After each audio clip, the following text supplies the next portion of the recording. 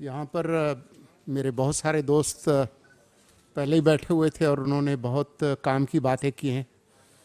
हाफिज़ ताहिर खलील साहब जैसे लोग जब मौजूद हों, जिनका कई दिहाइयों का तजुर्बा है और हमारे जो असातिज़ा की जो खेप है उनमें उनका शुमार होता है, तो मेरे पास कहने के लिए बहुत कुछ नहीं है। लेकिन जो मौजू है आज का, ज़ाब्ता अखलाक के हवाले से, इलेक्शन कमीशन ऑफ पाकिस्तान ने अपना एक ज़ाब्ता अखलाक जारी किया है। वो उर्दू और अंग्रेज़ी दोनों ज़बानों में मौजूद है।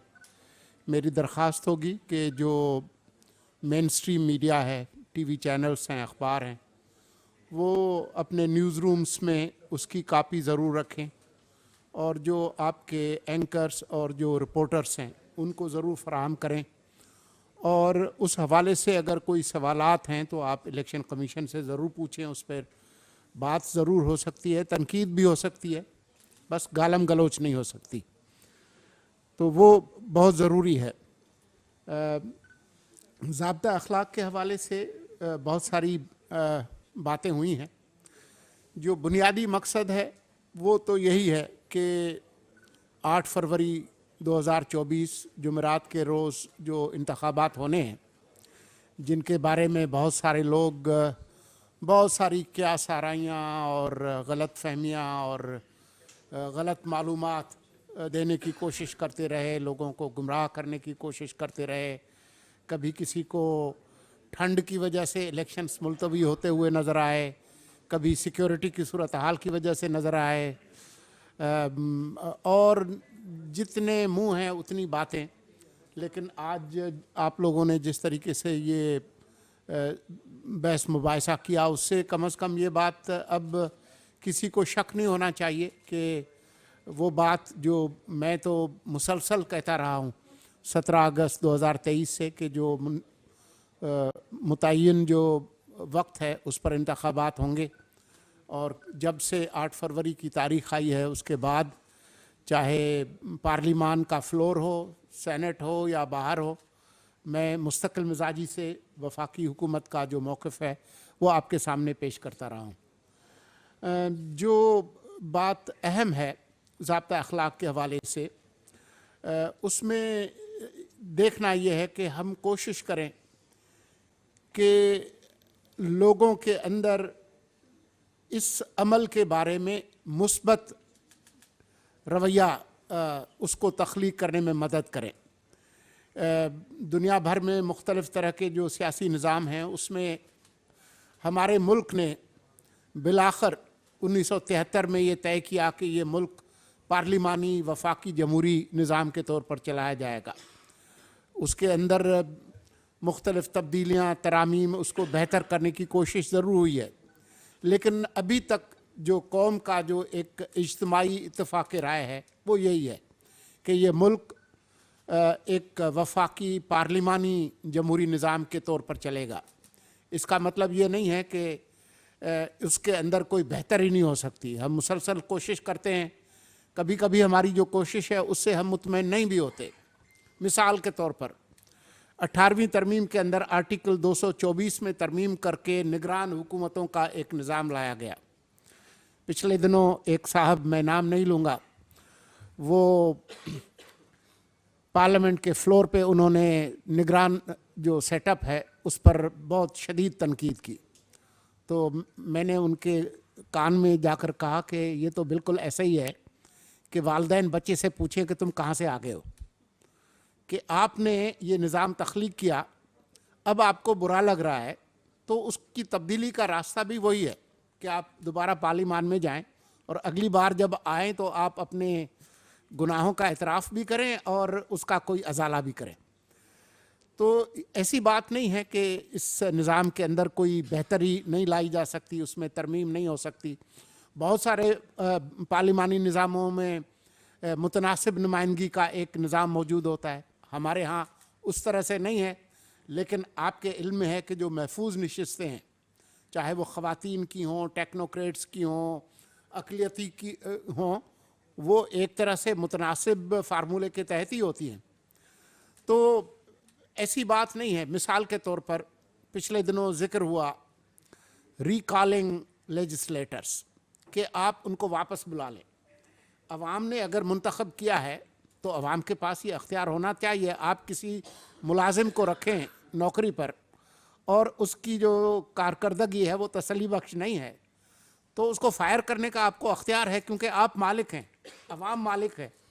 तो अवाम के पास ये अख्तियार होना चाहिए कि अगर आपने किसी सूबाई असम्बली के मेंबर को, किसी काउंसलर को, किसी सेनेटर को, किसी कौमी असम्बली के मेंबर को मुंतखब किया है और न वो हल्के में जाता है, न जो उसकी जिम्मेदारी है वो पूरी कर रहा है, तो जमात के पास तो फ्लोर क्रॉसिंग के हवाले से उसको निकालने का तरीकाकार मौजूद है, जिसको ऊपर से तब्दीली लाने की कहा जाता है। लेकिन बॉटम अप कोई तरीकाकार जो है वो हमारे यहाँ नहीं है मौजूद, जिसको रिकॉलिंग कहते हैं। ये सबसे पहले यूनान में, एथेंस में ये शुरू हुआ था और अब दुनिया के बहुत सारे मुल्कों में ये निज़ाम मौजूद है। कनाडा में है, मेक्सिको में है, अमेरिका में है, जर्मनी में है। तो ये क्या बात हुई कि जी अगर आपने किसी को मुंतखब किया तो बस जब तक 5 साल पूरे नहीं होंगे उससे जान नहीं छूटेगी। ये बिल्कुल मुमकिन है कि जो वोटर्स हैं, जिन्होंने उनको वोट किया है, उसकी एक ख़ास फीसद जो है वो इलेक्शन कमीशन से कहे कि जी ये बंदा जो है वो हमारे काम का नहीं है, और अगर ये बात मुसद्दिका हो तो आप उसकी सीट खाली करें और दोबारा इलेक्शन कराएं, उसे भी लड़ने दें और उसको भी पता चले कि वो कितना मकबूल है। लेकिन ज़ाहिर है इसका फ़ैसला मैंने नहीं करना, लेकिन ये हम बात एक उमूमी तनाजुर में कर रहे हैं कि अपनी जो जमहूरी निज़ाम है उसको बेहतर करने के लिए कोई भी चीज़ जो है वो की जा सकती है। जब जमहूरियत जो है वो एक निज़ाम है अवाम के लिए, अवाम निज़ाम के लिए नहीं है, निज़ाम अवाम के लिए है। ये जो ताल्लुक़ है उसको समझना जो है वो बहुत ज़रूरी है। इसी तरह से मीडिया के हवाले से आजकल जो ज़ाब्ता अखलाक की जो शिकायत हैं, मेरे ख़्याल में जो मेन स्ट्रीम मीडिया है उससे उतनी शिकायत नहीं है, टीवी चैनल से इतनी शिकायत नहीं है, क्योंकि उनका एक रेगुलेटर जो है वो मौजूद है, पैमरा।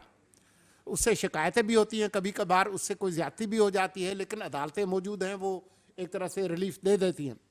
जो सबसे बड़ा जो चैलेंज है वो है डिजिटल फ्रंटियर पर, जिसका कल भी मैंने लाहौर में जिक्र किया कि किस तरह से जो regenerative artificial intelligence, voice cloning, deep fake, propaganda, robo calls, जो ऑटोमेटेड ट्रोल फार्म्स हैं, वो किस तरीके से इलेक्शंस को मुतासर कर रहे हैं। और अब क्योंकि 2 हफ्ते के करीब रह गया है तो मुझे ख़दशा है कि ये होगा कि जो डिजिटल फ्रंटियर के अंदर वो कुव्वतें, वो चाहे मुल्क के अंदर से हों या बाहर से हों, जिनके मफाद में है कि पाकिस्तान में अदम इस्तेहकाम हो, पाकिस्तान के अंदर अफरा तफरी हो, वो इस्तेमाल कर सकती हैं। और उसके लिए हमें चौकन्ना रहना होगा। पाकिस्तान टेलीकम्युनिकेशन अथॉरिटी को, FIA को और जो हमारे इदारे हैं उनको चौकन्ना रहना होगा, बशमूल वजारत इत्तलात व नशरियात को, कि किस तरीके से हम अपनी जो रियासत की जो कुव्वत है उसको कानूनी तौर पर इस्तेमाल करते हुए इन ख़तरात का मुकाबला करें।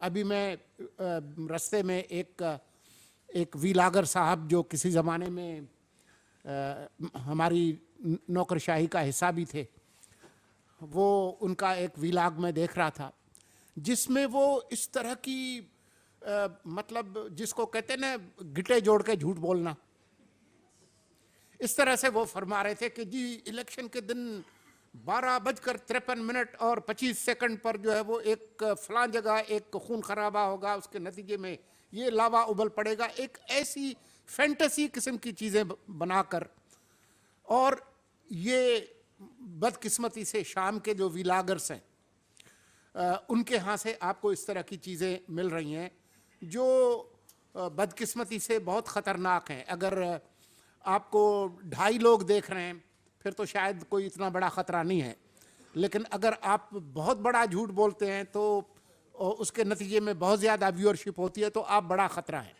तो उन ख़तरात को समझना जो है वो बहुत ज़रूरी है।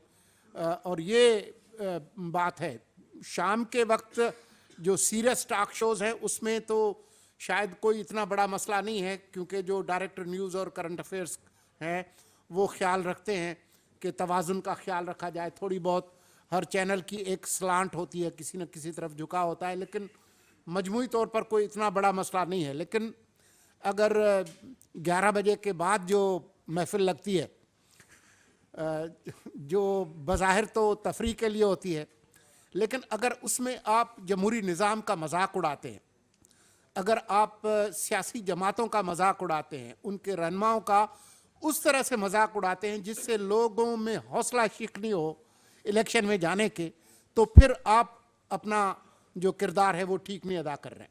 आप तफरीह की इजाज़त है, मजाक की इजाज़त है, कार्टून्स की इजाज़त है, लेकिन हमें जो एक कौम की जो एक इज्तिमाई इत्तेफाक राय है कि ये मुल्क उसके मुंतखब नुमाइंदे चलाएंगे और ये कि ये मुल्क जो एक वफाकी पार्लिमानी जमहूरी निज़ाम है उससे मजबूत होगा, वही इस मुल्क को जोड़े हुए है, इसको बेहतर करना है, इसको ख़राब नहीं करना।